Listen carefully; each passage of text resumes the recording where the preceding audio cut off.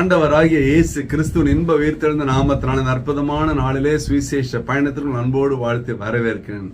அற்புதமான நாளிலே ஒரு தேவ செய்தி ஒன்று பாருங்களேன். அப்போஸ்தலர் 3வது அதிகாரம் 1-5 வசனங்களை வாசிக்கும் பொழுது, ஜெப வேலையாகிய 9ஆம் மணி நேரத்திலே பேதுருவும் யோவானும் தேவாலயத்திற்கு போனார்கள். அப்பொழுது தன் தாயின் வயிற்றிலிருந்து சப்பானியாய் பிறந்த ஒரு மனுஷன் சுமந்து கொண்டு வந்தார்கள். தேவாலயத்தில் பிரவேசிக்கிற இடத்தில் பிச்சை கேட்கும்படி நாடோறும் அவனை அலங்கார வாசல் எனப்பட்ட தேவாலய வாசலை வைப்பார்கள். தேவாலயத்தில் பிரவேசிக்க போகிற பேதுரு யோவானையும் கண்டு பிச்சை கேட்டான். பேதுரு யோவானை உற்று பார்த்து என்னை நோக்கிப்பார் என்றார்கள். அவன் அவர்கள் ஏதாவது கிடைக்குமா என்று எண்ணி நோக்கி பார்த்தான். தினந்தோறும் பிச்சை எடுக்கிறதுக்குன்னு அவனை கூட்டின்னு வர்றதுக்கு ஒரு டீம் இருந்தாங்க. பாருங்களேன், எப்படி கேட்டீங்கன்னா அவனுக்கு ஏதாவது கிடைக்குமா, அந்த சப்பானிக்கு ஆலயத்தில் வருகின்ற போகின்ற எல்லா இடத்துல எதிர்பார்ப்பேன். அவனுக்கு ஆலயத்திற்கு அவ்வளோ பேர் லிஸ்ட் தெரியுங்க. யார் வருவாங்க, யார் எவ்வளோ கொடுப்பாங்க, எப்போ கொடுப்பாங்க, என்னென்ன கொடுப்பாங்கன்னு தெரியும் அவனுக்கு. 2 டிக்கெட் புதுசாக உள்ள வருது. வந்தவொடனே பார்க்கறான். பார்த்த உடனே அவனுக்கு ஒரே சந்தோஷம், எதனா கிடைக்கும், நிச்சயமா பெருசாக எதனா கொடுப்பாங்க. முதல் சர்ச்சைக்கு என்ன பண்ணுவான், நம்ம கூட என்ன பண்ணுவோம், வெளியே ஆளுக்கு 10, 20 அப்படி தாள் இழுப்பான்ல, 4 பேர் 5 பேர் பார்த்துக்கணும், ஒரு பெருமை வேற இல்லை இல்லைங்களா? இந்த ஜனங்க என்ன பண்ணாங்க, people decided is டெசிக்னேஷன்.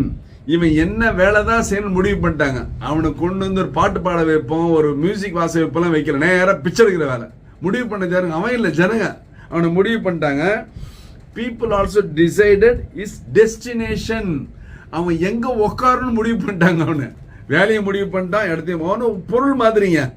அவனுக்கு விருப்பம் இருக்குதோ இல்லையோ, தினமும் 4 பேர் போவான், தூக்கி நேரம் உட்கார வச்சிருவான். நம்முடைய வாழ்க்கையில கூட எப்பவுமே எப்படி கேட்டீங்கன்னா, நம்மளுக்கு விருப்பம் இல்லாத 4 பேர் சொல்லுவாங்க, நமக்கு உதவி செய்யற மாதிரி தான் இருக்கும், ஆனா விருப்பமே இருக்காது. இப்ப people also decided the duration. பிச்சை எடுக்கிற நேரத்தையும் பிக்ஸ் பண்ணிட்டாங்க. இத்தனை மணிக்கு சர்ச்சை திறந்த உடனே முடிவு வந்து பிச்சை எடுக்கணும். எல்லாம் ஜனங்களே. எவனாவது ஒருத்தன் அவனை உள்ள கொண்டு போகணும்னு நினைச்சானா பாத்தீங்களா? எவனாவது ஒருத்தன் அவன் கர்த்தருடைய வார்த்தை கேட்கணும்னு நினைச்சானா பாத்தீங்களா? எவனாவது ஒருத்தன் கர்த்தருடைய பிரசன்னத்தை உணரணும் அவன் நினைச்சான் இல்லையே? இன்னைக்கு அதாங்க உலகம். நம்மள ஒரு பொருளா தான் நினைக்கிறாங்க, மனுஷனா கூட நினைக்கிற சில இடத்துல. அவருக்கு எதுக்கு அதெல்லாம் அப்படின்னு அப்படி ஓரம் கட்டிடுறாங்க. ஆனா ஆண்டவர் அவன் மீதும் கரிசனை உள்ளவராக கர்த்தர் காணப்படுகிறார். அதற்காகவே 2 பேரை கர்த்தர் அனுப்புகிறார். ஹல்லேலூயா. அவன் சுகப்பெறும்படியாக தாயின் வயிற்றிலிருந்து பிறவி சப்பானியாய் பிறந்த அவனுக்கு கூட எதிர்பார்ப்பு உண்டாயிற்று. தினந்தோறும் அந்த அலங்கார வாசல் பிச்சை கேட்டுக்கொண்ட வாழ்க்கையில கர்த்தர் ஒரு சுவிசேஷகனாய் மாற்ற விரும்புகிறார். அவனுடைய வாழ்க்கை தலைகீழாய் மாறி போனது. காரணம் என்ன? அவன் எதிர்பார்ப்பை அறிந்தவர், அவன் உள்ளத்தை அறிந்தவர், விருப்பத்தை இந்த நாளில கூட ஆண்டவர் உள்ளத்தை அறிந்திருக்கிறார், உன் எதிர்பார்ப்பை அறிந்திருக்கிறார், உன் விருப்பத்தை அறிந்திருக்கிறார், உன் கண்ணீரின் கனத்தை அவர் அறிந்திருக்கிறார். நீ பயப்படாத, தைரியமா இருங்க. உடனே உடைந்து போகக்கூடாது. காரியம் நடக்கல, லேட் ஆகுதுன்னு சொன்ன உடனே அவ்வளவுதான் என்று முடிவுக்கு வராது.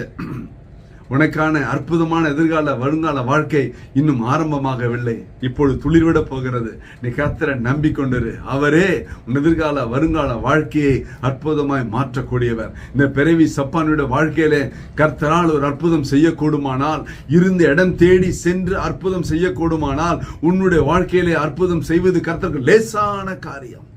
அவரையே நம்பி சார்ந்து கொண்டவர். நிச்சயமாகவே முடிவு உண்டு. உன் நம்பிக்கை வீண் போகாது. ஒரு விஷய கண்களை மூடுவோம். ஹல்லேலூயா, ஹல்லேலூயா, ஹல்லேலூயா. அப்பா சோத்திரம் ஆண்டவரே. இதோ இதை பார்த்துக்கொண்ட பிள்ளையோட வாழ்க்கையிலே பலவிதமான அங்கலாய்ப்பு, ஏமாற்றம், தோல்வி, போராட்டங்கள், பலவிதமான பிரச்சனை ராஜா, எல்லாவற்றிலிருந்து வெளியே வந்து அவர்களோட மன விருப்பம், எதிர்பார்ப்பை நிறைவேற்றுங்க ஆண்டவரே. தடைகளை முறித்து போடுங்க. இயேசு கிறிஸ்துவின் உயிர் தெழுந்த வல்லமையான நாமத்தினால தேவனதை செய்ய முடியாது திரு பாதங்களிலே தாழ்மையாய் தாழ்த்தி ஒப்பு கொடுத்து ஜெபித்து ஜெயம் எடுக்கிறோம். ஜீவனுள்ள நல்ல பிதாவே. ஆமென், ஆமென். கர்த்தர் உன்னை ஆசீர்வதிப்பாராக. Praise the Lord.